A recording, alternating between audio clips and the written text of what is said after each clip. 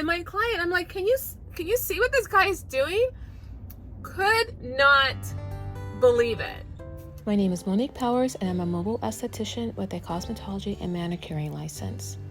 In 2020, I closed both of my studios and moved my business into a custom-built van I named Azalea.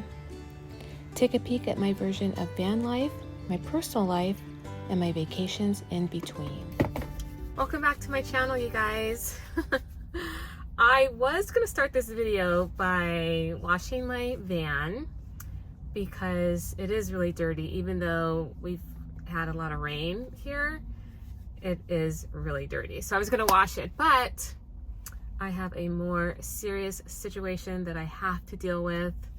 My water heater that's underneath the sink actually fell, and I don't know how long it's been that way. I just discovered it on Saturday, even though I've been in the bathroom, I've washed my hands, but this particular day I was thinking, how come this door's not closed? And then I saw that it was not in its original position. It's actually fallen. So I feel like, man, how many times can I talk about this water heater? Apparently 3 times. So I'm gonna get that taken care of, and then I'm gonna hop back on here and share with you guys my van life stories, my shocking stories. Some of them you will not believe, and I just want to share that with you guys. So let me go ahead and get this water heater taken care of, and then I'm gonna hop back on here. All right.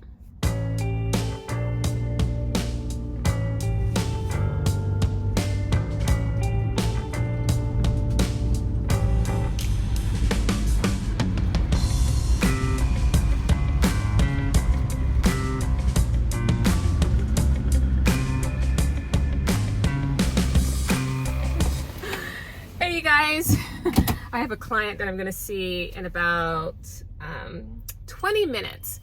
So anyway, I did get my my water heater fixed, and it was a quick fix. It was less than 10 minutes. Basically, it was the bracket that had fallen off the wall. The screws became loose, and so everything just, fell.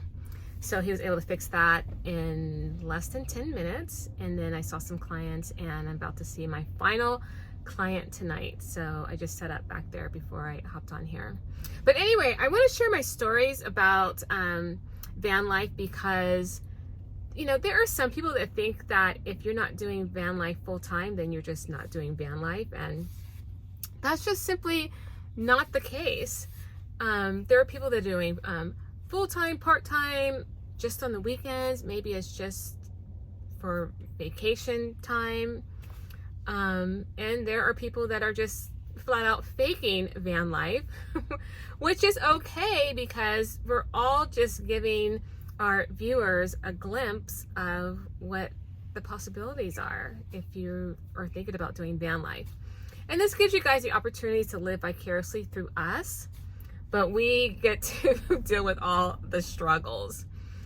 For example, just because I don't live in my van, I still had to find water. I still had to find a place to plug in for shore power. I still need to find a place to park my van. And I still need to plan my routes to try to conserve gas because gas is so expensive. So yeah, it doesn't matter. Full-time, part-time, weekend, whatever, the struggle is the same, and the struggle is real.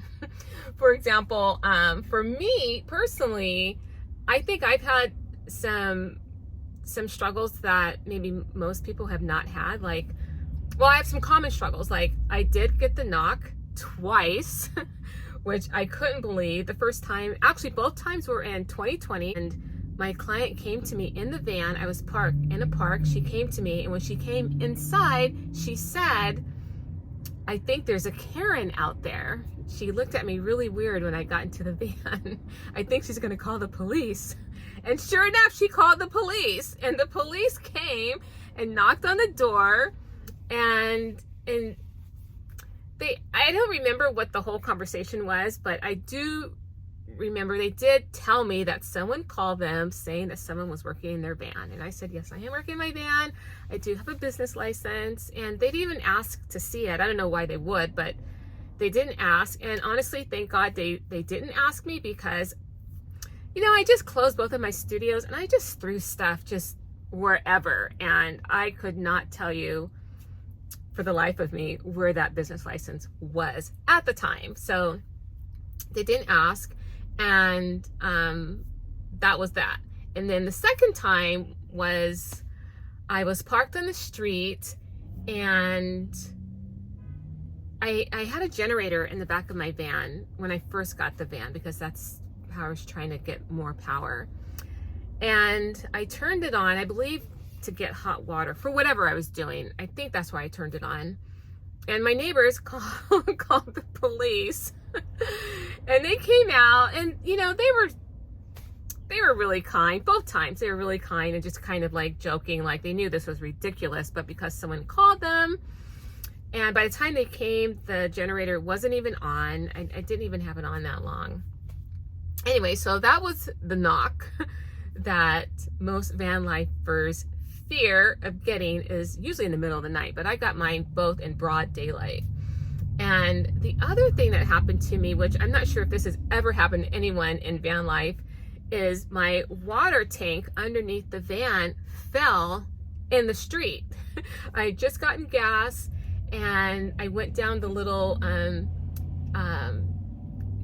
decline to get to the street, and I think underneath the van, that frame had been hit so many times, because sometimes I have to go up a little incline or decline, and it hits the frame that is holding the water tank. So I think that was one time too many, and it fell on the street. And I'm thinking, oh my gosh, I didn't think I hit anything, but what could I possibly be dragging?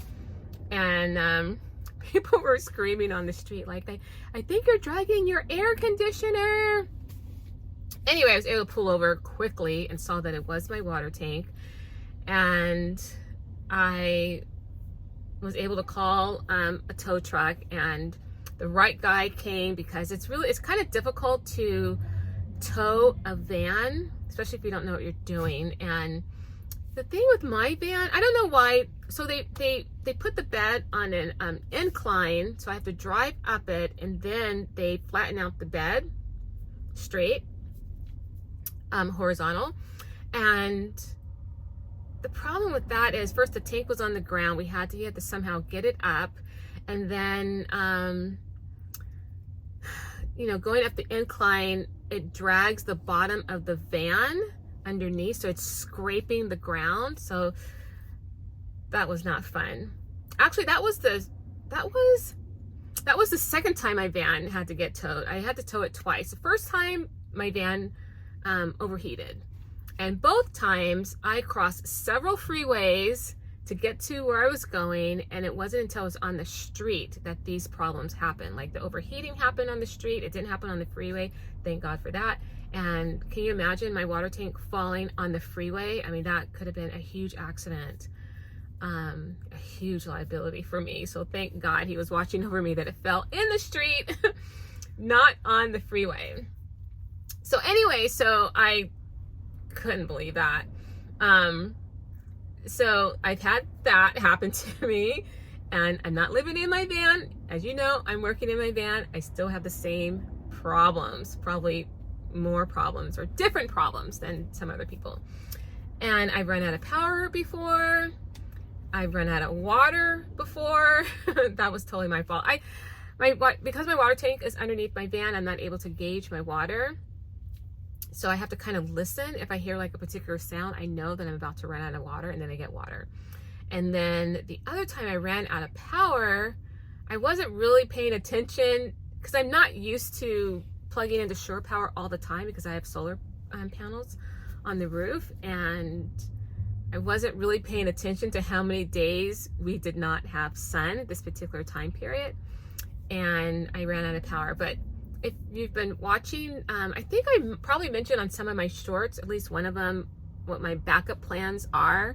I do have backup plans if I run out of electricity and lights in particular. So that has happened to me. And then what I'm about to tell you is like unbelievable. Okay, this is the unbelievable story of my van life.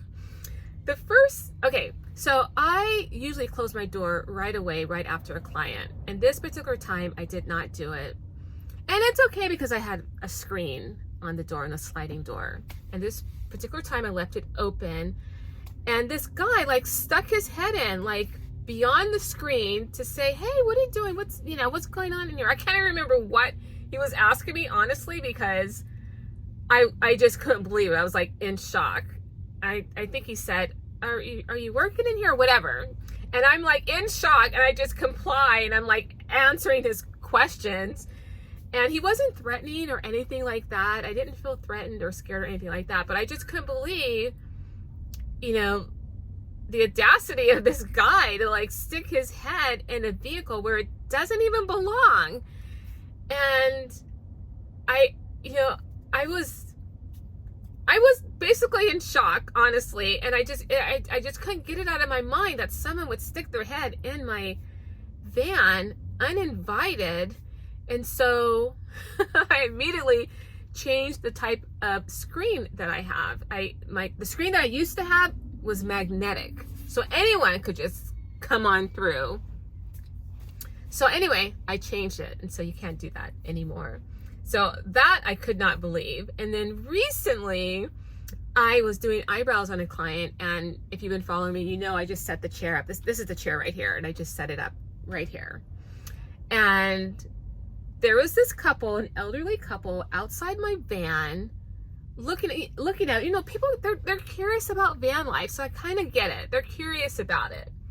So he comes closer to the door. She's a ways back. He comes closer to the door, and I kid you not, he does like this. He's trying to look in my window. I don't see anything. This is what he's saying. And I'm like, oh my God, I cannot believe that this guy is doing this. And my client, I'm like, can you see what this guy is doing? Could not believe it. And it was daylight, and I had every single light on in here, but because I do have ceramic wrap on my windows, you can't see anything, and he could not see anything. But I couldn't believe that someone as curious as they are would do something which I think is kind of stupid, trying to look inside a vehicle that's not your own. Unbelievable. I couldn't believe it. But thank God all my doors are always locked. Whenever I'm working, I always lock my doors, so I do feel safe. I can look outside and people can't look in. Even if I have the door open and my screen is there, I do have sheer curtains that I will slide over so you can't see inside the screen. So we can still see out, but no one can see in.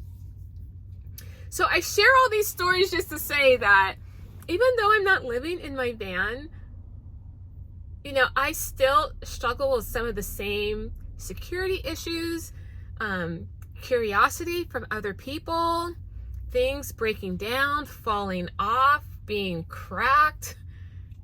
It's because it's the van. That's the common denominator. It doesn't matter how much time you spend in the van. That is the common denominator. So it doesn't matter if you're like me and you're just working in your van. That is van life. If you're living in it, if you're vacationing in it, it's all the same thing. And I just wanted to share all this just to encourage you guys. If you're thinking about doing van life, don't let someone else define what your van life is. Don't let me define it, and don't let anyone else define it. And definitely don't let them poo-poo on your idea on even doing van life or even what van life is. And don't get discouraged. It really is fun. I really am glad that I did do this. And you do have to be smart about it because of the curiosity of this lifestyle. People are curious, and you just have to be safe and just have fun. And most importantly, don't forget your why. Why are you doing this? Okay? And if you're doing van life and you have some stories that you want to share, please leave them in the comments below, because I would love to hear your crazy stories. You probably had some crazier stories than me, but I would love to hear from them. I mean, hear from you about these stories. So anyway, go ahead and leave a comment. Don't forget to subscribe. And I love, love, love all the comments that you guys are sending my way. And I am responding to all of them. And I will see you guys in the next video. All right, take care.